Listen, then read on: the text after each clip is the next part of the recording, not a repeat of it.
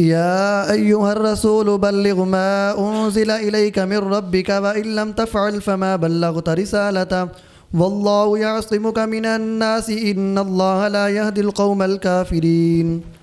اے رسول پہنچا دیجئے جو اتارا گیا آپ پر آپ کے رب کی طرف سے، اور اگر آپ نے ایسا نہ کیا تو اپنے رب کا پیغام آپ نے نہ پہنچایا، اور اللہ آپ کو لوگوں سے بچائے گا، بے شک اللہ ہدایت نہیں دیتا کافروں کو۔ اس آیت کے 4 اجزاء ہیں۔ اے رسول پہنچا دیجیے اللہ کا وہ پیغام جو آپ کی طرف اللہ نے نازل کیا ہے۔ نمبر 2، اگر آپ نے ایسا نہ کیا تو گویا آپ نے اپنی رسالت ہی نہیں پہنچائی، اللہ کا پیغام ہی نہیں پہنچایا۔ نمبر 3، اللہ تعالیٰ آپ کو لوگوں سے محفوظ رکھے گا۔ نمبر 4، اللہ تعالیٰ کافروں کی قوم کو ہدایت نہیں دیتا۔ اس میں جو پہلا جزو ہے وہ یہ ہے کہ جو کچھ آپ کی طرف آپ کے رب کی طرف سے نازل ہوا ہے اس کا ابلاغ فرمائیے، اسے پہنچائیے۔ اس سے پتہ چلتا ہے کہ نبی کریم رؤوف الرحیم صلی اللہ علیہ وآلہ وسلم نے اللہ تعالیٰ کی طرف سے ملنے والے تمام احکام کو، پورے قرآن کو، اور قرآن کے ساتھ ساتھ جو نبی کریم صلی اللہ علیہ وآلہ وسلم پر حکمت نازل ہوئے گی، ہر چیز کو اپنی امت تک کما حق کو پہنچایا ہے۔ اما عائشہ صدیقہ رضی اللہ تعالیٰ عنہ فرماتی ہیں کہ من حدثک ان محمد صلی اللہ علیہ وآلہ وسلم کتم شیئا مما انزل اللہ علیہ فقد کذب، جس نے تم سے کہا کہ محمد صلی اللہ علیہ وآلہ وسلم نے اپنے اوپر نازل ہونے والی چیز میں سے کسی چیز کو چھپایا، اس بندے نے جھوٹ بولا۔ واللہ یقول، اس لیے کہ اللہ تعالیٰ قرآن میں فرماتا ہے یا ایھا الرسول بلغ ما انزل الیک من ربک، اے محبوب جو کچھ آپ کے رب کی طرف سے آپ پر نازل ہوا ہے اس کی تبلیغ فرما دیں۔ بخاری 4612۔ اور ابو سعید خدری رضی اللہ تعالیٰ عنہ فرماتے ہیں کہ نبی کریم صلی اللہ علیہ وآلہ وسلم نے فرمایا افضل الجہاد کلمۃ عدل عند سلطان جائر، سب سے بڑا جہاد یہ ہے کہ ظالم حکمران کے سامنے کلمہ حق بولا جائے۔ ابو داؤد 4344 4344۔ ایک حدیث میں آتا ہے ان رسول اللہ صلی اللہ علیہ وآلہ وسلم خطب الناس یوم النحر، نبی کریم صلی اللہ علیہ وآلہ وسلم نے نہر کے دن، قربانی کے دن خطاب فرمایا، اور یہ خطبہ حجۃ الوداع ہے۔ اس کے اندر آپ علیہ الصلوۃ والسلام نے کھول کھول کر باتیں ارشاد فرمائیں، اور ساری بات جو خطبہ حجۃ الوداع معروف ہے اس کے آخر کے الفاظ اس آیت کے ساتھ بڑا گہرا ربط اور تعلق رکھتے ہیں۔ آخر میں حضور صلی اللہ علیہ وسلم نے فرمایا تھا اے لوگو میں نے تمہارے تک ہر چیز کا ابلاغ کر دیا ہے، ہر چیز پہنچا دی ہے۔ فرمایا قیامت کے دن اللہ پوچھے گا میرے بارے میں کہ انہوں نے آپ تک اللہ کا پیغام پہنچایا تھا کہ نہیں؟ سب لوگوں نے کہا کہ ہم گواہی دیں گے کہ آپ نے اللہ کا پیغام ہم تک پہنچا دیا ہے، کچھ نہیں چھپایا۔ آپ علیہ الصلوۃ والسلام ایسے اشارہ کرتے تھے اللہم، اے اللہ، اور پھر انگلی نیچے کرتے لوگوں کی طرف اللہم اشہد، اللہم اشہد، یا اللہ گواہ رہنا، یا اللہ گواہ رہنا۔ یہ حدیث کئی جگہ پر موجود ہے، ایک مقام کا حوالہ دے دیتا ہوں، بخاری 1739 1739۔ ایک حدیث میں آتا ہے، یہ ان لوگوں کو جواب ہے جو کہتے ہیں کہ حضرت علی المرتضیٰ رضی اللہ تعالیٰ عنہ کے پاس کچھ اسپیشل چیزیں تھیں جو حضور نے دوسروں کو نہیں بتائی تھی۔ تو آپ پر سوال ہوا، حضرت ابو جحیفہ نے پوچھا قلت لعلی ابن ابی طالب، میں نے سنا علی بن ابی طالب رضی اللہ تعالیٰ عنہ سے پوچھا کہ حل عندکم کتاب، آپ کے پاس کوئی تحریر ہے، علیحدہ تحریر ہے؟ انہوں نے فرمایا لا الا کتاب اللہ، قرآن کے سوا اور کچھ نہیں۔ او فہم اوتیہ رجل مسلم، یا وہ فہم ہے جو کسی بھی مسلمان انسان کو اللہ تعالیٰ عطا کرتا ہے، او ما فی ھذہ الصحیفہ، یا پھر اس رقے میں جو کچھ لکھا ہوا ہے وہ میرے پاس ہے۔ رقے میں انہوں نے عرض کیا وہ کیا ہے؟ فما ھذہ الصحیفہ، قال اس کے اندر لکھا ہوا ہے العقل و فقاق الاسیر، قتل کی سزا اور قیدی کو آزاد کرنا، ولا یقتل مسلم بکافر، اور یہ کہ مسلمان کو کسی کافر کے بدلے میں قتل نہیں کیا جائے گا۔ یہ میں نے سنبھال کے لکھا ہوا ہے۔ صحابہ کرام کا طریقہ ہوتا تھا کہ اپنے اپنے نوٹس، اپنے اپنے رکے وہ لکھ لیتے تھے۔ صدیق اکبر کے پاس بھی ایک رکا تھا، جو انس بن مالک اس کو روایت کرتے ہیں کہ انہوں نے ان کو لکھ کے بھیجا تھا. زکوٰۃ کے تفصیلی احکام حدیثوں میں جو بیان ہوئے ہیں اس میں سب سے زیادہ اسی رقے کا کردار ہے جو صدیق اکبر کے پاس تھا. تو یہ مولا مرتضیٰ رضی اللہ تعالیٰ عنہ والی جو حدیث ہے یہ بخاری میں ہے, 111 حدیث نمبر ہے 111. اس آیت کے اگلے الفاظ تھے واللہ یعصمک من الناس, اللہ آپ کو لوگوں سے بچائے گا. اما عائشہ صدیقہ رضی اللہ تعالیٰ عنہ فرماتی ہیں کہ نبی کریم صلی اللہ علیہ وآلہ وسلم کو ہجرت کے سفر کی وجہ سے رت جگہ تھا, نیند کا غلبہ تھا. تو آپ جب مدینہ شریف پہنچے تو آپ نے فرمایا لیت رجلا من اصحاب صالحا یحرسنی اللیلۃ, کاش میرے صحابہ میں سے کوئی نیک صالح آدمی ایسا ہوتا جو رات کو میرا پہرا دیتا. اچانک حضور صلی اللہ علیہ وسلم نے ہتھیاروں کی چھن چھن کی آواز سنی, تیر کمان اور تلوار کھڑک رہے ہیں. فقال من ھذا, فرمایا یہ کون ہے؟ فقال انا سعد بن ابی وقاص جئت لاحرسک ونام النبی صلی اللہ علیہ وآلہ وسلم. حضور میں سعد بن ابی وقاص ہوں, جئت لاحرسک, میں آپ کا پہرا دینے آیا ہوں. ونام النبی, نبی پاک علیہ السلام بے فکر ہو کر سو گئے. بخاری 2885 2885. یہ حضور کا پہلا پہرے دار ہے. مختلف صحابہ کو اللہ نے مختلف شانیں دی ہیں, اور اس حدیث کا سارا جو پس منظر ہے سمجھ آ رہا ہوگا. پہلا پہرے دار بنتا بھی یہی ہے, کیونکہ آج ہی مدینہ شریف میں حضور پہنچے ہیں اور آج ہی اپنا پہرا دینے کے لیے کسی آدمی کو ترغیب دے رہے ہیں. تو ایک منٹ میں جو بندہ آ گیا وہ سب سے پہلا پہرے دار ہوا. اما عائشہ صدیقہ فرماتی ہیں کہ کان النبی صلی اللہ علیہ وآلہ وسلم یحرس, نبی کریم صلی اللہ علیہ وآلہ وسلم کا پہرا دیا جاتا رہا. حتیٰ نزلت هذه الآیہ, حتیٰ کہ قرآن کی آیت نازل ہوئی واللہ یعصمک من الناس, اللہ آپ کو لوگوں سے بچائے گا. فاخرج رسول اللہ صلی اللہ علیہ وسلم راسہ من القبۃ, نبی کریم صلی اللہ علیہ وآلہ وسلم نے خیمے سے باہر اپنا سر مبارک نکالا. فقال لهم, صحابہ کرام کو آواز دی, یا ایھا الناس انصرفوا, اے میرے پہرے دارو گھروں کو چلے جاؤ. فقد عصمنی اللہ, میرے اللہ نے میری حفاظت کا ذمہ خود لے لیا ہے, اللہ نے مجھے بچا لیا ہے. آگے چلیے, بہت حدیثیں ہیں, اختصار کر رہا ہوں. چلیے جی. قل يا أهل الكتاب لستم على شيء حتى تقيموا التوراة والإنجيل وما أنزل إليكم من ربكم ولا يزيدن كثيرا منهم ما أنزل إليك من ربك طغيانا وكفرا فلا تأس على القوم الكافرين. فرما دیجئے اے کتاب والو, تم دین حق سے کسی چیز پر بھی نہیں, یہاں تک کہ تم قائم کرو تورات اور انجیل کو اور جو کچھ اتارا گیا تمہارے لیے تمہارے رب کی طرف سے, اور ضرور زیادہ کر دے گا ان میں سے بہت لوگوں کو جو آپ کی طرف آپ کے رب کی جانب سے اترا سرکشی اور کفر میں, تو آپ غمگین نہ ہو کفر کرنے والی قوم پر. قل یا اہل الکتاب, نبی کریم رؤوف الرحیم صلی اللہ علیہ وآلہ وسلم کو اللہ کریم کی طرف سے حکم ہو رہا ہے کہ آپ ان اہل کتاب سے فرما دیجئے کہ تم کسی چیز پر نہیں ہو, تمہارے پلے کچھ بھی نہیں جب تک تم تورات اور انجیل کے احکام کی پابندی نہیں کرو گے, اور جو کچھ اللہ کی طرف سے تمہارے اوپر احکام اترے تھے ان پر عمل نہیں کرو گے. آیت کا اگلا حصہ ہے کہ اے محبوب, جو کچھ آپ پر اللہ کی طرف سے اتر رہا ہے اس کا مقابلہ کرنے کے لیے طغیانی اور کفر سے کام لیتے ہوئے آپ کی مخالفتیں بہت ہوگی, اور مخالفتوں سے پریشان ہو کر آپ نے اپنے مشن سے باز نہیں آنا, اس پر گامزن رہنا ہے. تیسرے نمبر پہ فرمایا فلا تأس علی القوم الکافرین, کافروں کے بارے میں آپ مایوس نہ ہوں, ان کو تبلیغ کرتے رہیں, ان میں سے بہت سے لوگ سدھر بھی سکتے ہیں, ان کی اولادیں بھی سدھر سکتی ہیں. تو فرمایا فلا تأس علی القوم الکافرین. إن الذين آمنوا والذين هادوا والصابئون والنصارى من آمن بالله واليوم الآخر وعمل صالحا فلا خوف عليهم ولا هم يحزنون. بے شک جو لوگ ایمان لائے اور جو یہودی ہوئے اور صابئین اور نصارہ جو بھی ایمان لایا اللہ اور قیامت کے دن پر, اور اس نے نیک عمل کیے تو ان پر کوئی خوف نہیں اور نہ وہ غمگین ہوں گے.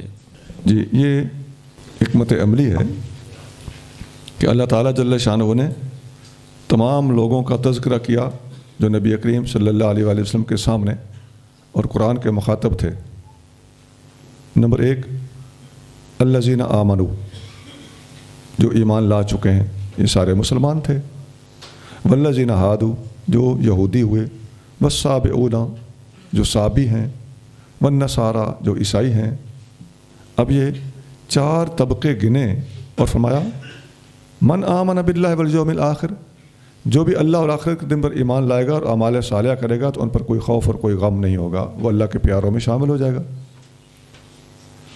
تو ایمان والوں کو کہنا کہ جو بھی ایمان لائے گا، یہ اکیلا ان کے پیش نظر نہیں ہے، بلکہ ایمان والوں کے ساتھ یہودی، سابی اور نصرانی سارے جب گنے گئے تو اس کے پیش نظر نمبر 2 تبلیغی حکمت عملی کے پیش نظر اپنوں کو بھی ان کے ساتھ شامل کر کے اور ایمان لانے اور اعمال صالحہ کرنے کا راستہ دکھا کر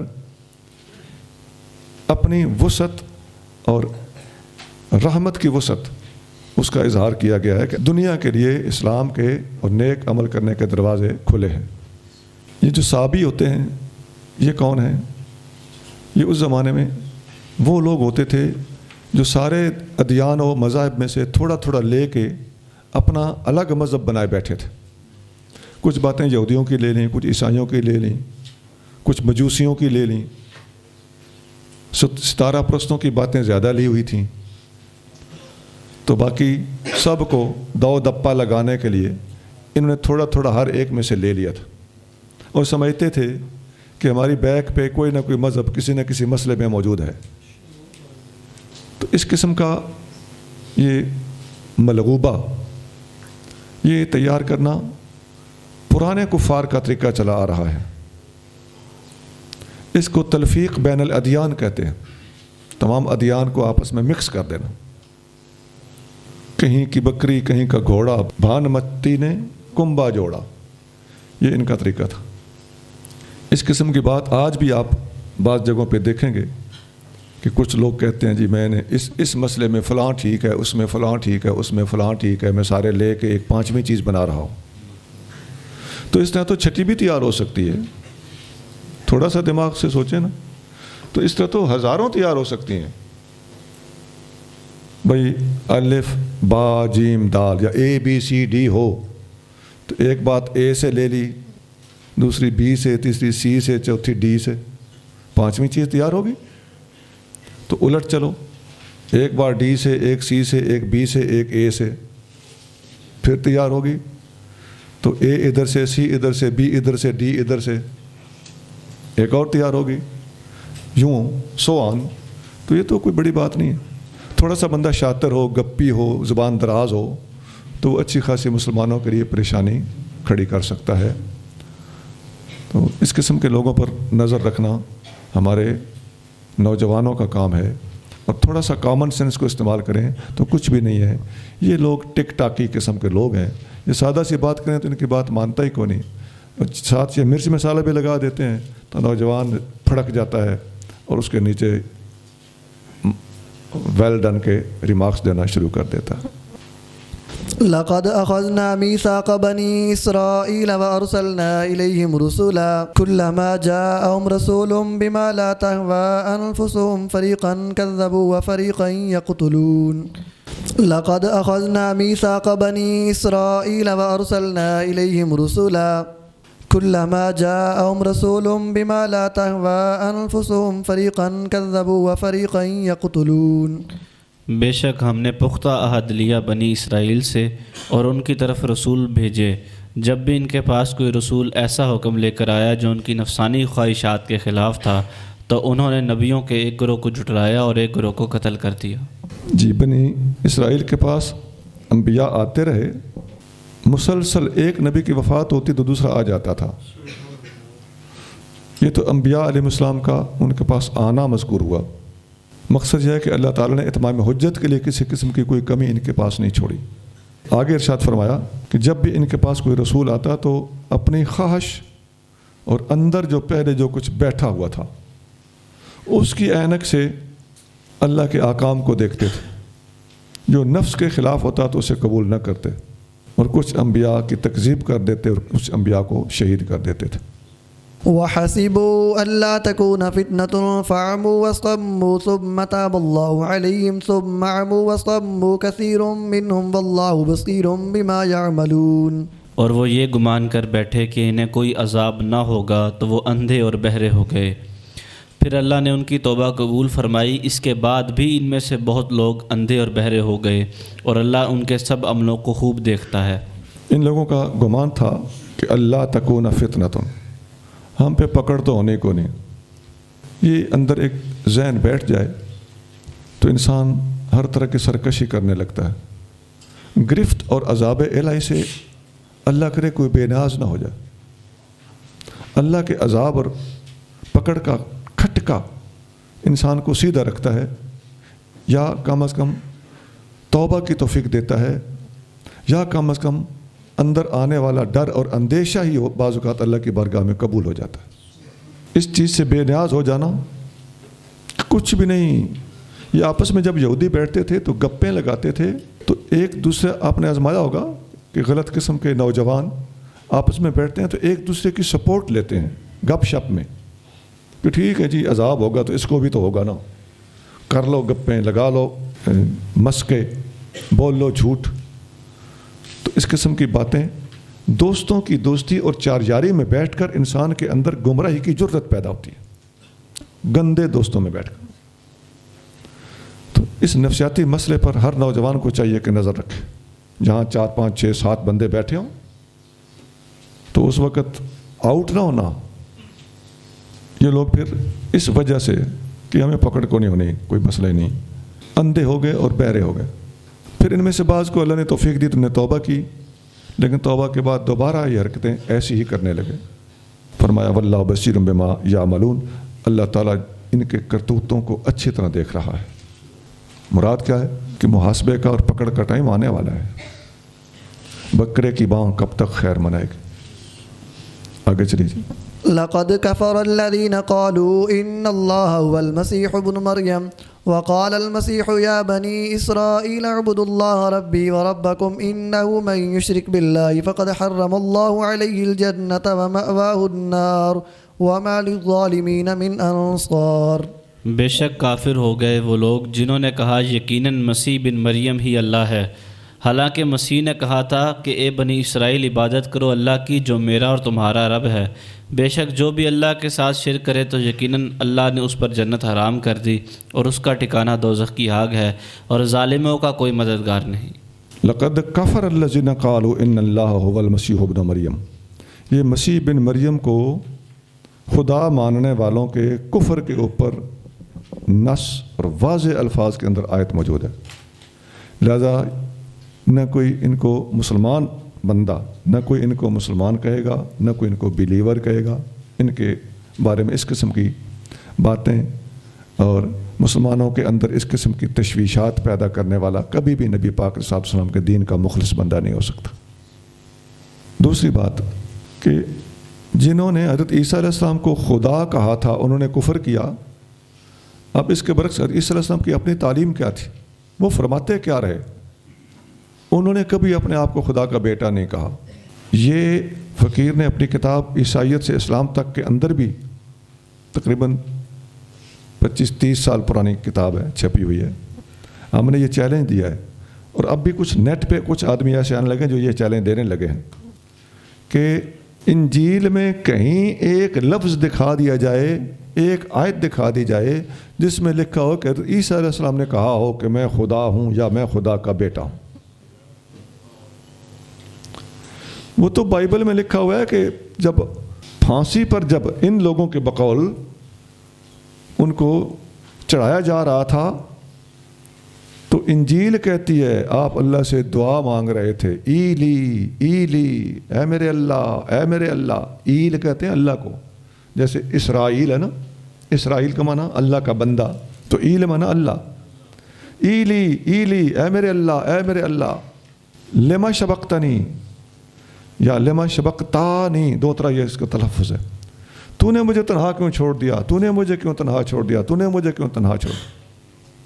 تو وہ تو کسی اللہ کو پکار رہے تھے۔ تو مسیح علیہ السلام نے کہا تھا عبد اللہ، اللہ کی عبادت کرو، ربی و ربکم، جو میرا بھی رب ہے اور تمہارا بھی رب ہے۔ یہ بائبل کے الفاظ میں نے آپ کو سنائے۔ اس وقت جو نئی بائبل ایجاد ہوئی ہے کچھ عرصہ پہلے، ایجاد نہیں، منظر عام پہ آئی، ڈسکور ہوئی ہے یا برآمد ہوئی ہے۔ وہ کہاں سے برآمد ہوئی، کیسے منظر پہ آئی، کس زبان میں تھی، فقیر نے اپنی کتاب عیسائیت سے اسلام تک کے اندر اس کی پوری ڈیٹیل دے دی، سارا پس منظر۔ مجھے امید ہے کہ شاید اتنا زیادہ واضح پس منظر آپ کو کسی اور کتاب میں نہیں ملے گا جو اس میں ہم نے لکھ دیا ہے۔ یہ آپ کو پتہ ہونا چاہیے کہ ہم چومکھی جنگ لڑ رہے ہیں، ہم نے کبھی کسی کا جواب دینا ہوتا ہے، کبھی کسی کا جواب دینا۔